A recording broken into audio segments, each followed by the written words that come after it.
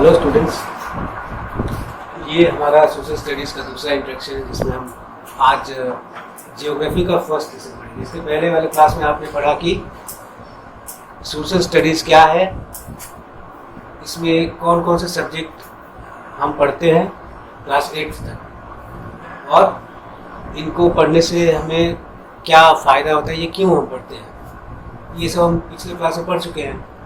अब इसमें history, geography और सिविक्स, ये 3 मेन सब्जेक्ट्स हैं जो हम क्लास 8 तक पढ़ते हैं।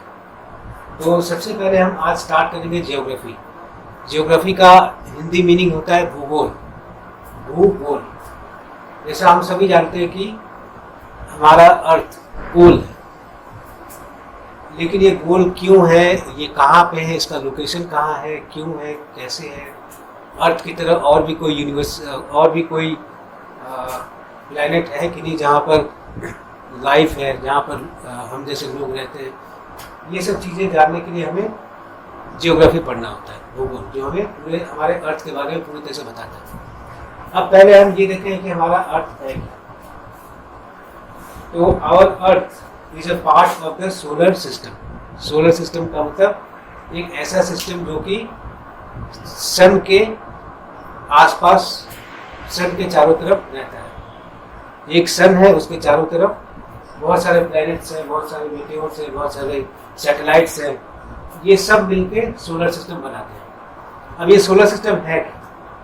तो अगर हम रात के समय ऊपर की तरफ देखते हैं, आसमान की तरफ, जिसे आसमान कहा जाता है, ये आसमान नहीं, ये यूनिवर्स है जिसका कोई एंड नहीं है। इसका मतलब ऊपर में कुछ भी नहीं है, कुछ नहीं, सिर्फ स्टार्स हैं, स्टार्स के आसपास घूमने वाले प्लैनेट्स हैं, सैटेलाइट्स हैं, मीटियोर्स हैं, ये सब चीज़ें। और तो अगर हम ब्रॉड वे में देखें तो ये यूनिवर्स हमारा इतना बड़ा है कि हम जानते ही नहीं कि कहाँ तक है। इसका साइज कितना है, इसको अनंत कहा जाता है, अनंत, जिसका कोई अंत नहीं है। तो हम अगर रात के समय देखते हैं तो हमें बहुत सारे स्टार्स दिखते हैं, बहुत सारे ऐसे ऑब्जेक्ट्स दिखते हैं जो चमकते रहते हैं। इनमें स्टार्स भी होते हैं, प्लैनेट्स भी होते हैं। तो there are many stars twinkling, हम इन सबको स्टार्स बोलते हैं। रात हम कोई भी चमकती हुई चीज रात में दिखती है तो हम कहते हैं कि तारा है, स्टार्स। तो स्टार्स आर ट्विंकलिंग। तो लेकिन वही चीज अगर हम दिन में देखते हैं तो दिन में हमें सन के अलावा और कुछ दिखता ही नहीं है। क्यों? क्योंकि हमारे सन में इतना ज़्यादा लाइट है, इतनी ज़्यादा एनर्जी है कि उसके सामने और कोई चीज़ दिखती नहीं है। लेकिन जैसे जैसे अंधेरा होते जाता है, जैसे जैसे शाम होती है, वैसे वैसे सन का लाइट मध्यम होता जाता है, डिम होता जाता है, और जो बाकी ऑब्जेक्ट्स हैं हमारे यूनिवर्स में वो हमें दिखने लगते हैं। उनमें से कोई मून है, तो कोई मतलब सैटेलाइट है, तो कोई प्लैनेट है, कोई मेटियोर है, कोई कुछ है, कोई कुछ है। अब हम अगर पूरे यूनिवर्स को देखते हैं तो यूनिवर्स, जैसा हम जानते हैं कि ऊपर में ये यूनिवर्स इतना बड़ा है कि हम इसके बारे में जानते ही नहीं कि ये कहाँ तक है, या उसमें कितने सारे स्टार्स हैं, ये भी नहीं जानते। जितने भी प्लैनेट्स और जितने भी सेलेस्टियल बॉडीज हैं, ये जितने भी स्टार्स वगैरह जिनका नाम हमने लिया, इन सबों को सेलेस्टियल बॉडीज कहा जाता है। सेलेस्टियल बॉडी या हेवनली बॉडीज, हेवनली मतलब जो स्वर्ग में पाया जाता है। तो हम सभी ने सुना है बचपन से ही कि ऊपर में स्वर्ग होता है। तो ऊपर स्वर्ग होता है तो इसका मतलब कि ऊपर में पाई जाने वाली जो चीज़ें हैं वो हेवनली बॉडीज हुई, ऐसी चीज़ें जो स्वर्ग में पाई जाती हैं। तो apart from this the sky is full of many kinds of other celestial bodies. तो हमारा अर्थ या बाकी जितने प्लैनेट्स हैं, या मून है, या मून की तरह और भी बहुत सारे सैटेलाइट्स हैं, इनके अलावा और भी कई चीज़ें हमारे इस यूनिवर्स में पाई जाती हैं। तो सबसे इम्पोर्टेंट जो इसका कॉन्स्टिट्यूएंट है वो है यूनिवर्स के अंदर मिलियंस ऑफ गैलेक्सीज हैं, बहुत सारी गैलेक्सीज। गैलेक्सीज मतलब लाखों स्टार्स का एक ग्रुप, एक ऐसा ग्रुप जहाँ पे लाखों स्टार्स एक जगह असेंबल रहते हैं, एक जगह इकट्ठे रहते हैं। ऐसे मिलियंस ऑफ गैलेक्सीज में एक गैलेक्सी है जिसका नाम है मिल्की वे। ठीक, इसी मिल्की वे में हम जिस सन को देखते हैं, ऐसे ऐसे करोड़ों सन, मिलियंस ऑफ स्टार्स। सन क्या है? सन भी एक स्टार है, तारा है, जो कि हमें रात को नहीं दिखता है, क्योंकि हम जिस जगह पे होते हैं वो सन के उल्टे ऑपोजिट डायरेक्शन में आ जाता है, इसलिए हमें सन नहीं दिखता है। लेकिन दिन का समय जब होता है तो हमें सन पूरी तरह से दिखता है और सन के सामने और कुछ नहीं दिखता है। तो बहुत सारे मिलियंस ऑफ गैलेक्सीज में एक गैलेक्सी है मिल्की वे। इस मिल्की वे गैलेक्सी में मिलियंस ऑफ स्टार्स हैं, सूरज की तरह और भी लाखों करोड़ों स्टार्स हैं, जिनमें से एक सन भी है। और इसी सन के आसपास चारों तरफ बहुत सारे प्लैनेट्स हैं जो घूमते हैं, बहुत सारे सैटेलाइट्स हैं, बहुत सारे एस्ट्रॉइड्स हैं, कॉमेट्स हैं, मेटियोर्स हैं। अब ये क्या है, इनका नाम ऐसा क्यों पड़ा, ये क्या है, इनका काम क्या है, ये हम बाद में पढ़ेंगे। तो ये सारी चीजें सन के चारों तरफ घूमती रहती हैं।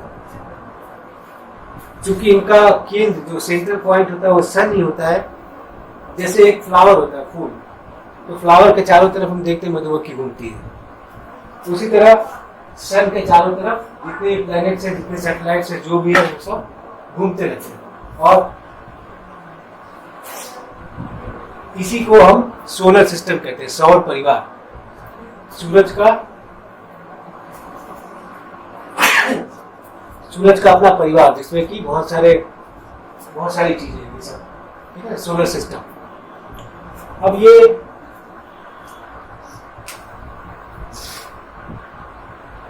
सोलर सिस्टम में जो सन है उसके चारों तरफ जितने भी प्लैनेट्स हैं, जितने भी ग्रह हैं, वो टोटल 8 है, जिनमें से एक हमारा अर्थ है, हमारी पृथ्वी है। ठीक है, इसके अलावा और भी बहुत सारे प्लैनेट्स हैं, जैसे कि मरकरी, वीनस, या फिर मार्स है, जुपिटर है, सैटर्न है, नेपच्यून है और यूरेनस। तो इतने सारे ग्रह हैं, कौन सा ग्रह कहाँ है, कितनी दूरी पे है, वो सन के चारों तरफ अपना रिवोल्यूशन करने में कितना टाइम लगाता है, ये सारी चीजें हम बाद में देखेंगे। हमें अभी तक इतना पता है कि हमारा अर्थ जब सन का चारों तरफ का चक्कर लगा लेता है तो 365 डेज होते हैं, मतलब एक साल।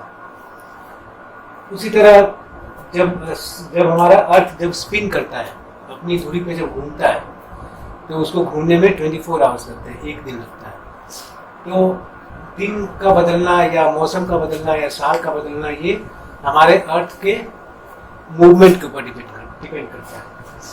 अब